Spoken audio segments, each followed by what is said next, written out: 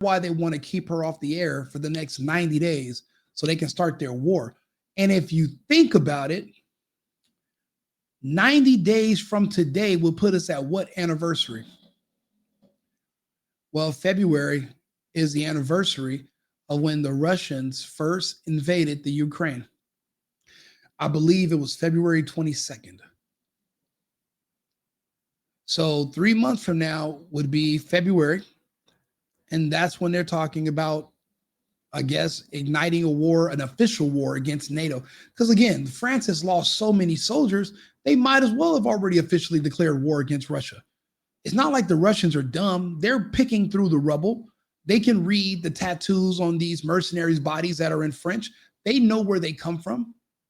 They're not dumb. They know these are all NATO forces. It's just not official.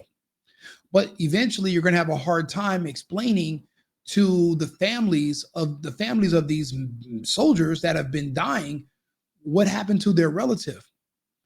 What do you mean they died in the Ukraine? We're not even at war with the Ukraine. What were they doing in the Ukraine? Oh, they were working, off budget for the Ukrainian military directly, so they're mercenaries. How do you explain why all these French soldiers, it could be thousands of them, have already died in the Ukraine? You're going to have to, you might as well just try to make it official and blame it on, well, we all went to war.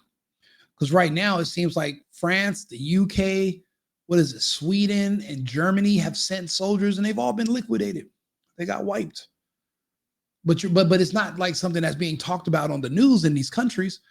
So how do you let the public know that you guys have already been fighting over there and there's already a war going on? Well, the next step will just to be officially declare a war or create a false flag and pretend that that's why we're now in this war. And then you can kind of blur all the bodies with the new death and bring in the old death and kind of remix them. Some of these people might not even know their relatives have died in the Ukraine. They might just think their relatives have been on a secret mission, or they're dark, or they're in training, or they're out of the country. There's no communication. But yeah, they were liquidated by the Russians over a year ago. And it was France that were pushing this.